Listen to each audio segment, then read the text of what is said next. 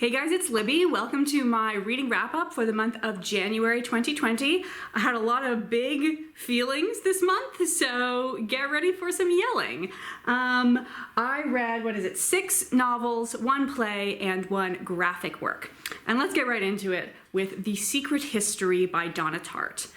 This is a book that has been on my shelf for a while, and I've been meaning to get to it for a while. I know this is kind of a love it or hate it sort of book, and because of my connections to the plot, I was very interested. And also, Donna Tartt only publishes about 1 novel per decade, and it's always like a huge bestseller, so I was definitely intrigued by her as well. The book is set in, I think, the 1980s. Initially, I thought it was the 50s, but things kept coming up that maybe have to revise this. It's about a young man named Richard who is studying to be a medical student, but he thinks this is really not working for him, so he changes universities, leaving his home of California, going to New England to attend a fancy New England university, and he does not tell his parents that he has decided to study the classics. Taking on a classics major at his university is no small matter. There is only 1 classics professor. He is extremely exclusive in who he allows to take his classes.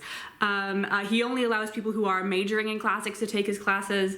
He does not let his students have other academic advisors besides him. And so currently there's 5 students in the program, and Richard makes a 6th. This book is also a reverse murder mystery. So we learn that our main character and his allies have murdered a character named Bunny at the beginning of the book on page 1, and possibly even sentence 1. And then we spend the rest of the book learning what madness led them to this crime. So that's about the book. I would now like to tell you a little bit about me. So in university, I majored in French and Ancient Greek. French was technically my primary major. It's the one that is listed on my actual degree. However, I took more classes in the classics department. All of my friends were were other classics students. All 3 of my bridesmaids were people that I met through the classics department, and I attempted to have another friend officiate my wedding, but we weren't able to get his paperwork sorted out for him to legally officiate a wedding. I served as both president and secretary of the William and Mary Classics Club, and am a card-carrying member of Eta Sigma Phi, the National Classics Honor Society, where I served as both vice president and president of the Omega chapter, meaning I get to have a key to the classics department library, just like the professors, and I am not able to deny the fact that we did weird stuff in the woods sometimes. I am not at liberty to say what those things were, but I can say that they occasionally made use of things such as yogurt, moss, and a paintbrush. I'm gonna leave it at that. And so, with all this being said, I hope you won't think I am being hyperbolic when I say that I consider myself to be an expert on both the social and the academic life of a classics student, which is why I can say that I did not particularly like this book. Some of that is probably based on my expectations. So this book, I think it's kind of incidental that they're all classics students. This also could have been a physics program, an art history program, a religious studies program, a computer science program, and I think the characters still would have behaved in similar ways. I also really didn't enjoy the characters, specifically Bunny, the one who gets murdered. He's just really an awful caricature of a human being. He's unpleasant in basically every interaction. He's constantly trying to get the other classic students to pay for his fancy dinners and for him to go to the theater and even for him to go on trips to Rome. He's also homophobic and sexist. And every time Bunny entered a scene, I would make an internal groan because I was gonna have to spend time with this miserable, miserable person. And also, it doesn't really make sense that the other students would hang out with him. Not getting into spoiler territory. At a certain point, they can't avoid it. But before that point, he's in class with you, and he's in all your classes with you, but you can just avoid him. The other students really do strike me as insane. and I have a hard time believing that you've got 5 insane people, or maybe not Richard, but at least you've got 4 insane people. My cat is pushing a bag across the floor.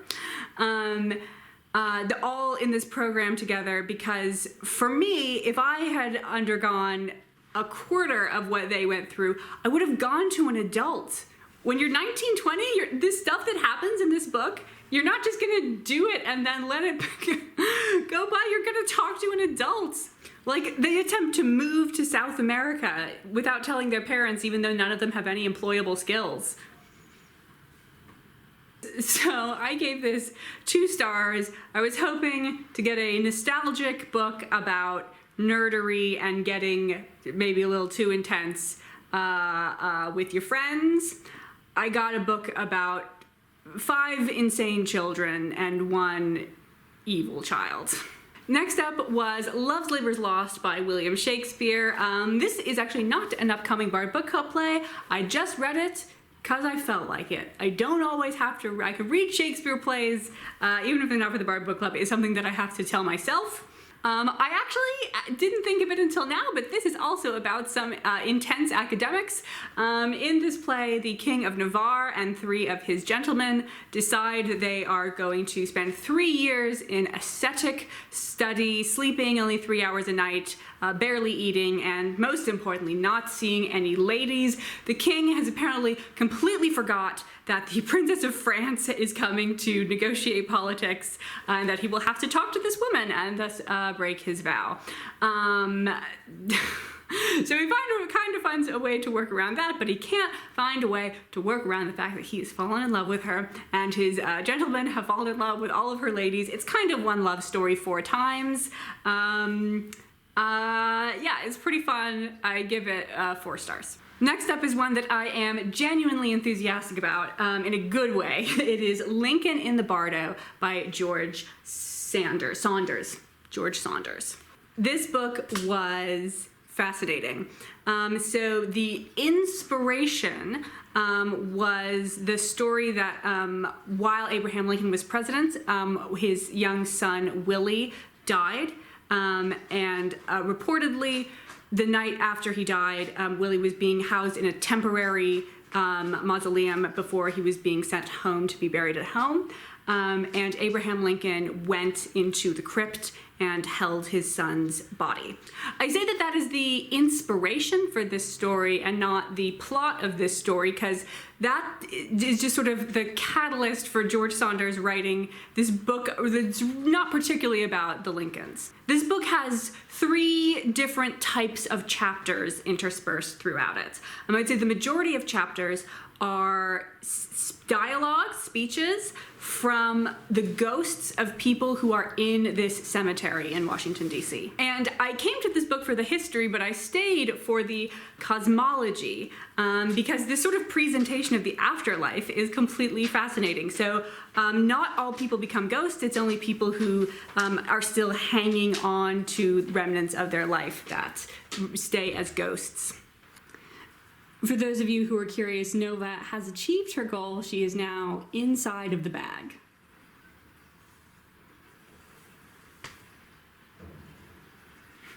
Anyway, a lot of these ghosts aren't actually convinced that they're dead. They think, you know, they're just sort of taking a nap in their sick box. And you can tell, like, there are physical manifestations on their ghost forms that show what is tying them to life. So there's one character who was in the middle of committing suicide by slitting his wrists when he realized that the world was in fact beautiful, and he wanted to touch it and see it and smell it and experience it in all of its glory, but it was too late. He was bleeding out. And so his ghost has thousands of eyes and hands and ears to experience all of the senses. Periodically, the friends and relatives of the ghosts who have fully passed over to the other side will come back and try to persuade them to, you know, go all the way. And sometimes they are successful. So we lose some of the ghosts as they move on. Probably about half the book is that, and again, these chapters are all interspersed. The other types of chapters are more focused on Willie Lincoln. So at a certain point, Willie's body is left there and we get to see his ghost, and the other ghosts are sort of talking to him. Willie's very confused. He's a child. Most of the ghosts are very confused, but Willie especially so. And when his father comes into the crypt, he's trying to interact with him, trying to figure out how to do that. So about a quarter of the book is Willie and Abe's story. And then the other quarter of the book is citations from like magazines and later historical fiction and nonfiction about the Lincoln family. So it's, let's see, I'll show you. Well, actually, the conversations between the ghosts, it's not really written like a play where you have like character's name and then line. It's written like citations, so you have what the character said and then their name, which does make it a little bit difficult sometimes, so you kind of have to read the name and then jump back up to the line. So you might possibly prefer the audiobook for this. I understand there's a full cast audiobook, so that would be cool. But the historical sections feature like actual quotations from historical documents. And they are sort of giving us the context for more of the actual plot regarding Willie Lincoln's death. So he got very sick during a party that was thrown at the White House.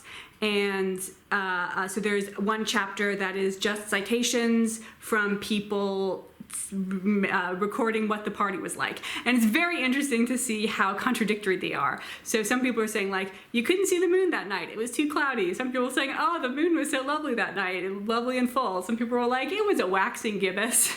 So I thought that was all very interesting, and I feel like I'm doing a bad job of describing this book. It's because it's so different than everything else I've read. I recommend very strongly that you read it. I liked it a lot. I thought it was incredibly fascinating, both historically and like as a fantasy work.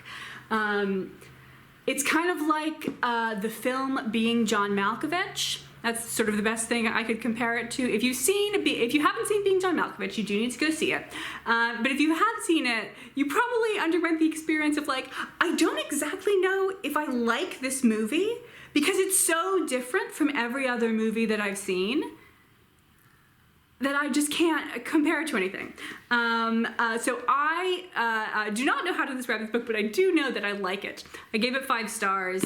I mean, it's obviously too early to be talking about best books of the year, but I mean, I did just say those words. Okay, next we're going right back down on the roller coaster because I read The Wolves of Willoughby Chase by Joan Aiken, which was really a surprise for me. I thought I was going to love this book. I did not. This is what I think we would now call a middle grade novel, but it was published in 1962, so I think it would technically be called a children's novel. And I think like I think of a middle grade novel as slightly different than a children's novel, and I'd say this is more of a children's novel. It is listed as for years 8 to 12. Is that middle grade? I think that is middle grade. I think people thought less of children in the mid-century, so their books were not quite as interesting. So this is set in an alternate history England. But the alt history part is actually really downplayed. And I did think that that was interesting, and I think I also would have been fine if it had been played up a bit more. So this is a situation where wolves have gone through the Channel Tunnel, and so there are wolves in England again, and the wolves are like really nasty, like you cannot go out at night because you'll be eaten. And we've got our 2 characters of Bonnie and Sylvia. Give me a second to remember which one is which. Okay, so Bonnie is like her dad is, I don't know, a lord or something. Her dad's super rich. She lives in a mansion. And Sylvia is her cousin who had been living with an aunt. Sylvia's an orphan, but she's been living with an aunt who lives in poverty but does not want to write to her brother to admit that she needs money. So Sylvia has kind of been living in poverty. And Sylvia has just been invited to come stay with Bonnie as Bonnie's parents are going on a voyage for Bonnie's mother's health. She needs more agreeable air, as one does. and a governess is put in charge of them, a Miss Slycarp. And once Bonnie's parents leave, we get to see that Miss Slycarp is truly, truly so awful. Locking the girls in cupboards, not letting them eat, planning to steal the master and mistress's money, stealing their clothes, plotting their murders. Yeah, really, really just no good at all. So I thought the characters were just way too simplistic. And yes, this is a children's book, but I do not rate books on their objective quality, because I think that's impossible. I rate them on my subjective experience. So if I was aged 8 to 12, maybe I would have liked this. But since I'm 29, I don't. Bonnie and Sylvia are both like absolute angelic children, and Miss Slycarp is everything awful. There are several other characters, you know, allies of hers, who are also incredibly awful. And there's definitely a correlation between being virtuous and being pretty. And there's also kind of a correlation between being virtuous and being rich, which I was just really not comfortable with. So I only gave this 2 stars. I know, I'm so sad. I feel like, comparing this to more modern middle grade that I've read, I feel like this does sort of have the trappings of middle grade that I like. It's sort of, I'm gonna get a little mean now. It has the trappings of intellectual middle grade. So it's got like a historical setting, you know, with like one element of weirdness, which is what you get in like, series of unfortunate events. But I think it just really doesn't have anything interesting to say about ethics. Which is what I find in middle grade books that I like. So, sorry, Wolves of Willoughby Chase, 2 stars. Then, I told you it's a roller coaster. We're going back up. I reread one of my favorite books of all time, Maurice by E.M. Forster. I gave this book a full review on its own when I read it for the first time. It's also, man, this was an extremely school-based year. This was a very dark academia TBR that I did. This is partially at Cambridge. It's about a gay man, his life and loves in Edwardian England, Edwardian England. It's so good. I love it so much. I've gone on a full E.M. Forster binge. You'll hear about one of the other books that I read of his in a little bit. I'm also currently reading Room with a View, and I've got Howard's End all queued up, going on a full Forster binge, because this is the only one I'd read so far, so I wanted to do a reread and then jump right into all of them. 5 stars, please read Maurice. I know I'm telling you to read a lot of books in this video. You have to listen to all of my suggestions. Okay, second to last one that I can do pretty quickly. This is Death Note, Volume 1, Boredom, by Tsugumi Ohba, art by Takeshi Obata. Takeshi Obata. So this is a manga, hence backwards pages. I have this. It has actually also been made into an anime. And I have actually seen the first half of the anime, but not the second half. This is in a 12-volume series.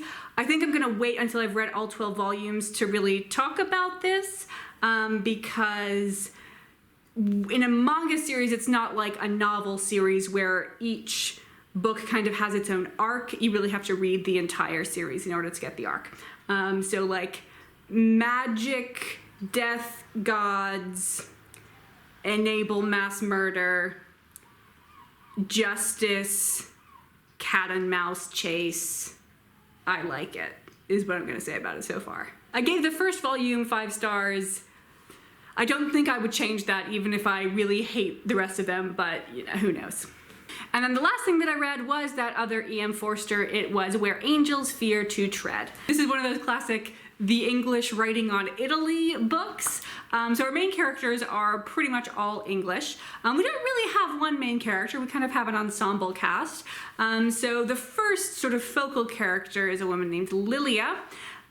She is a widow with a 6-ish-year-old daughter who is, I don't think she's fully living with, but she's still very much in the social circle of her in-laws. And at the beginning of the book, she has decided to take a vacation in Italy without her daughter, without any of her in-laws, but with a companion friend, Miss Abbott. She goes to Italy and then writes back to her in-laws saying that she is engaged to marry an Italian that she met last week. And her in-laws all freak out about this, and various of them go over to Italy to try to persuade her from taking this step. That's not, that's sort of the first third of the plot maybe, and the actual events that go on throughout the rest of the book are slightly different than that, but mostly it's English people going to Italy to try to persuade people to do something that will be right for social standing. This is another one where I kind of had trouble because I didn't like any of the characters. Based on the plot, you kind of expect oh, strong independent woman going off doing her own thing. She's gonna be our protagonist. We're gonna like her. We're gonna root for her. But we really can't. She is not nice to her husband. He is not nice to her. I don't think they really love each other. They're kind of awful. I don't know why she married him. I genuinely don't know. And so I was kind of disappointed in the sort of standard avenue that you would think you would go down. So I was like, okay, let's take a look at these in-laws. Are we actually supposed to be sympathetic with them? Let's explore that angle. And I just don't really care for any of them either. So yeah, I think it didn't help that I read this so soon after Maurice. So yeah, 3 stars to Where Angels Fear to Tread. It's not awful. It's 3 stars. It's not 2. But I would say this is definitely not a place to start with E.M. Forster. It is very short though, so you kind of might as well. Okay, that is the wrap up for January. I'll see you guys next month where we'll be talking more about Death Note and more about E.M. Forster.